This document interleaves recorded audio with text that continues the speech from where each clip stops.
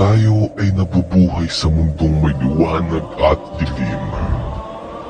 Nagtatalo ang liwanag at dilim, pagsapit ang takip silim. Ginawa ang ating mga mata para makakita.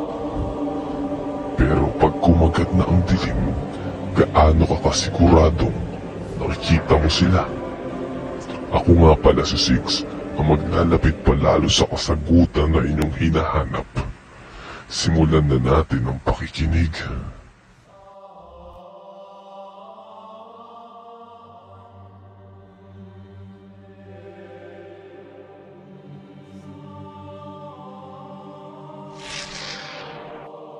Thou shalt not make unto thee any graven image or any likeness of anything that is in heaven above, or that is in the earth beneath, or that is in the water under the earth. Thou shalt not bow down thyself to them, or serve them. For I, the Lord thy God, am a jealous God, visiting the iniquity of the fathers upon the children to the third and fourth generation of them that hate me.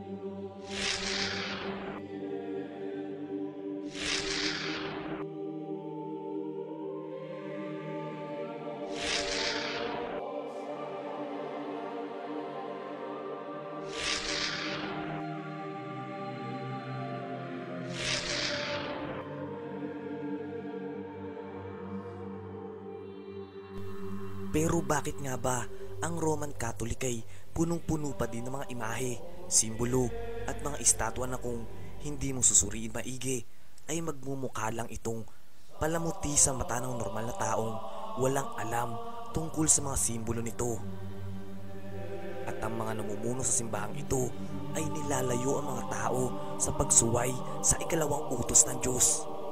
Ngayon ay magbibigay ako ng mga bagay o simbolo ng pagkakapareho ng Roman Catholic religion sa Babylonian paganism. Una, ang Dagon priest. Kung papansin nyo ang sombrero ng Santo Papa, ay may pagkakapareho sa suot ng sombrero ng Dagon priest.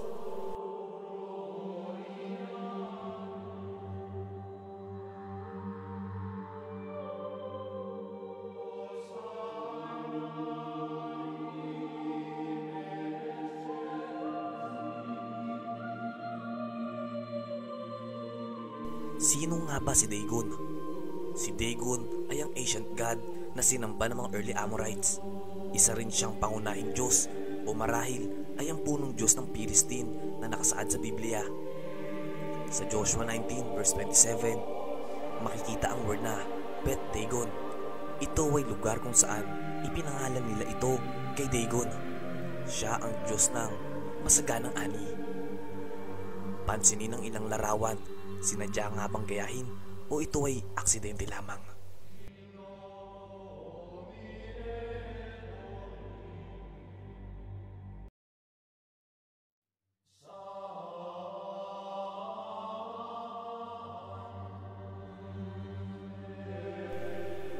Ikalawa naman ay ang solar wheel na makikita sa Vatican.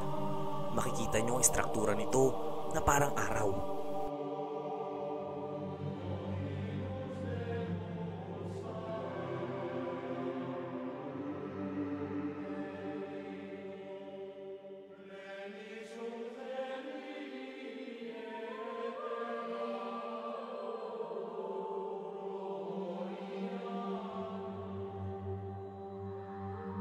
Ang araw na ito ay sumisimbolo kay Shamash, ang Diyos ng araw, Diyos ng hustisya, moralidad at katotohanan. Ang ikatlo ay ang obelisk na makikita rin sa Vatican.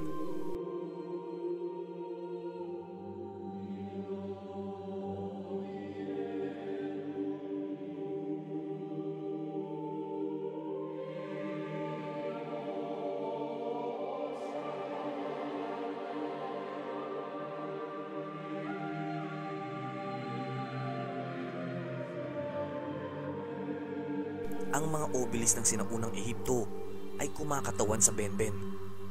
ang primordial mound kung saan ang Diyos na si Atum ay tumayo sa paglikha ng mundo. Naniniwala rin sila na balang araw ay hahantungan lahat ng bagay sa isang malagim na pagkawasak. Ika-4 ay ang pagkakapareho ng rebulto ni Isis, isang pagan goddess kasamang anak niyang si Horus.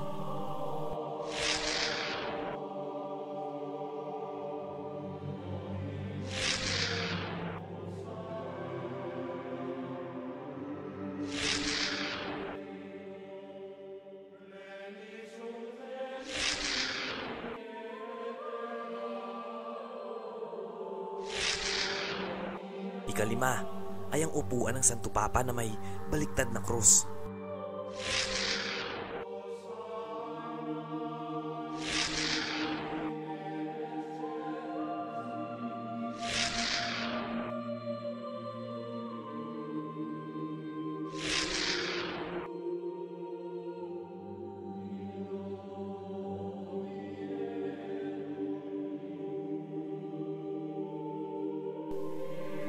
Ang ika-6 naman ay ang bent cross.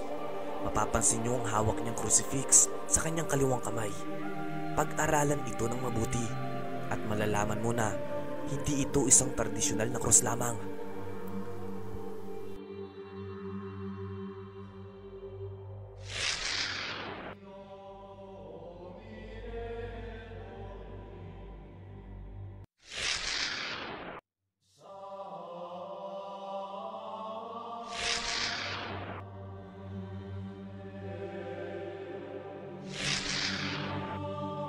Dagdag kaalaman lang mga idol na ang gumagamit ng itim na mahika ay dalubhasa sa paggawa nito gamit ang kaliwang kamay.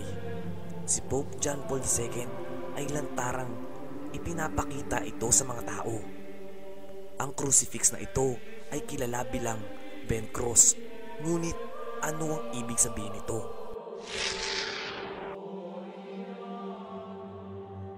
Para sa sagot sa tanong na iyan ay tumungo tayo mismo sa isang Roman Catholic author na si Piers Compton na may akda ng The Broken Cross, Hidden Hand in Vatican. Ito ay isang baluktot o nasira na krus kung saan ipinakita ang isang mapangahas at pangit na figura ni Kristo na ginagamit ng mga satanista o mangkukulam noong Middle Ages upang kumatawan sa termino ng Biblia na Mark of the Beast.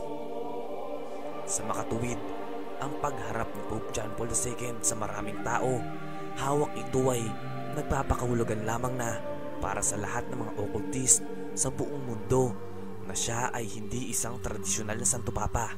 Bagkus, siya ay may mahalagang papel na ginagampanan at nakatuon sa pagsasagawa ng New World Order. Isa pang Roman Catholic author na si Malachi Martin ay sumulat din ng libro na The Keys to This Blood na tumutukoy sa papel ni Pope John Paul II tungkol sa New World Order. Ang plano ng New World Order ay gamitin ng mga religious leader or maituturing natin na mga false prophet. Ang pagsuway sa utos ng Diyos ay isang malaking pagkakamali. Inililihis nila tayo upang makagawa ng mga bagay na labag sa utos ng Diyos upang mapalayo tayo sa Kanya.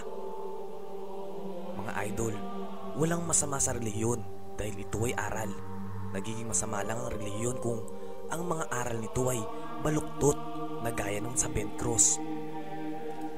Marahil ay nagtataka din kayo kung bakit may 666 sa pangalan ng channel ko.